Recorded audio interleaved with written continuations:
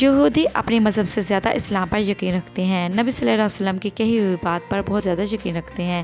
اس بات کا ثبوت یہ ہے کہ یہودی کرکٹ کے درخت کی بہت زیادہ کھیتی کر رہے ہیں۔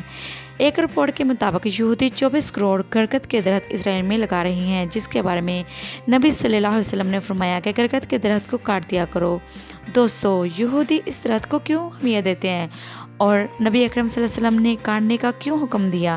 دراصل کرکٹ ایک خاردار جاڑیوں والا درخت ہے۔ حضرت ابو ہریرہ رضی اللہ تعالیٰ عنہ روایت فرماتے ہیں کہ نبی صلی اللہ علیہ وسلم نے فرمایا، قیامت قائم نہ ہوگی یہاں تک کہ مسلمان یہودیوں سے جنگ کریں گے اور مسلمان انہیں قتل کریں گے، جبکہ کوئی یہودی پتھر یا درخت کے پیچھے چھپا ہوگا اور وہ پتھر یا درخت خود بولے گا کہ اے مسلمان، یہ یہودی میرے پیچھے ہے، آؤ اور اسے قتل کر دو سوائے کرکٹ کے درخت کے، کیونکہ وہ یہود کے درختوں میں سے ایک ہے اور اسے دجالی درخت بھی کہتے ہیں۔